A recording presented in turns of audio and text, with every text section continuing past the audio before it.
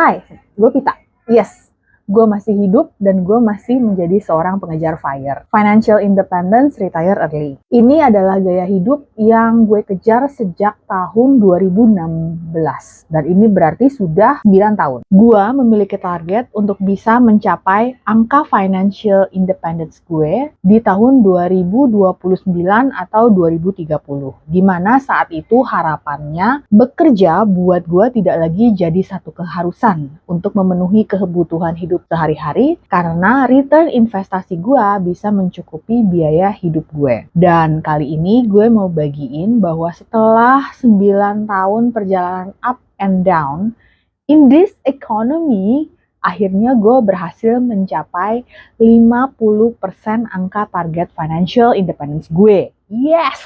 Ini berarti gue mencapai angka jumlah aset investasi yang setara dengan 12,5 tahun biaya hidup. Dan kalau ditanya, apa kunci dari gue bisa mencapai 50% angka target financial independence gue? Buat gue ada 3. Yang pertama, tidak ada hutang. Ketika gue mulai perjalanan FIRE ini di tahun 2016, net worth gue itu adalah minus. Net worth itu adalah jumlah seluruh aset dikurangi dengan jumlah hutang yang gue punya. Dan ini berarti gue punya nilai hutang yang lebih besar daripada jumlah aset. Setelah gue melunasi hutang-hutang gue dan mencapai net worth positif di sekitar tahun 2017, baru gue sadar. Akhirnya gue bisa menggunakan keseluruhan penghasilan gue yang disisihkan untuk bayar hutang untuk gue investasikan dengan memanfaatkan compound interest atau bunga berbunga secara positif. Yang kedua, disiplin berinvestasi 15-50% dari penghasilan gue. Gue belajar untuk tidak lagi berusaha mencari instrumen investasi yang menghasilkan return setinggi-tingginya. Misalnya 100%, 200%. Tapi gue sadar bahwa untuk mencapai financial independence itu sebenarnya yang dibutuhkan disiplin untuk terus menambahkan pokok investasi gue tanpa berhenti sehingga dia bisa terus bergulung, dan walaupun returnnya tidak fantastis, tapi karena terus menerus return yang gue terima, gue masukkan kembali ke dalam investasi gue, itu bisa menghasilkan konsisten return yang terus bertambah besar. Karena memang return yang besar tidak ada gunanya kalau ya tidak kita masukkan juga dananya. Yang ketiga, belajar untuk menahan diri dalam berinvestasi dan mengelola resiko. Ini sangat penting, terutama di 1 tahun terakhir ini. Gue belajar sekali yang namanya tidak langsung emosional ketika terjadi kenaikan tajam atau penurunan tajam dalam nilai investasi gue. Dan gue harus menahan diri dan ingat bahwa membangun aset adalah maraton jangka panjang yang dilakukan selama bertahun-tahun. Kalau lu lihat dari video gue yang beberapa terakhir, memang gue secara aktif sudah mulai melakukan diversifikasi aset portofolio gue. Sehingga dulunya yang berat di saham, tambahkan porsinya di fixed income serta emas. Keputusan ini ternyata adalah keputusan yang tepat, yaitu untuk mengelola resiko. Di saat terjadi gonjang-ganjing, investasi gue di emas dan di fixed income tetap bisa mengimbangi secara stabil gejolak di instrumen investasi portofolio saham gue. Bahkan kalau kita lihat secara flashback 1 tahun terakhir, portofolio emas gue malah sekarang sedang kinclong-kinclongnya. Sementara portofolio saham gue ya lagi dangdutan sejak kuartal kedua tahun 2025. Gue share aja ya bagaimana gue mengalokasikan portofolio investasi gue. Note, ini portofolio investasi, bukan net worth. Jadi gue tidak memasukkan aset gue seperti properti dan lain-lain. Investasi gue di dana pensiun mencapai 59%, di saham 31%, cash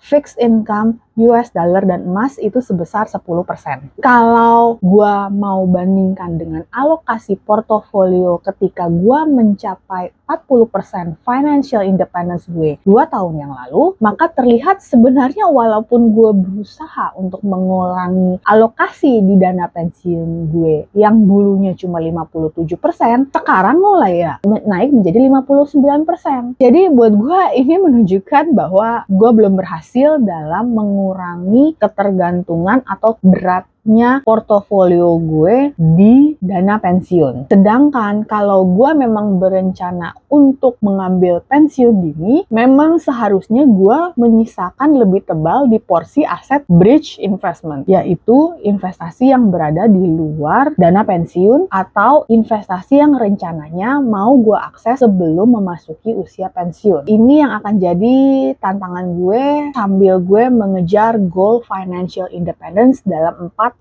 tahun yang akan datang. Tapi sebenarnya saat ini salah satu tantangan gue yang lebih besar lagi adalah bagaimana caranya agar tetap termotivasi dalam mengejar FIRE. Karena seriously, ini gue udah dalam journey ini selama 9 tahun dan gue sudah mencapai 50% target financial independence. Walaupun gue perkirakan sisa setengah atau 50% perjalanan gue menuju financial independence itu akan bisa gue capai dalam 4-5 tahun, mengingat gue sudah mulai lihat nih efek-efek compound interest bekerja untuk meningkatkan aset portofolio gua. Setelah melihat baru-baru ini bagaimana keadaan ekonomi baik di Indonesia maupun secara global, agak-agak membuat gua demotivasi juga ya. Maksudnya gua berusaha mengejar di certain number of financial independence, sementara ada orang yang angka financial independence-nya itu buat mereka cuma sekedar sebuah mobil atau sebuah perhiasan yang mereka pakai di badan mereka.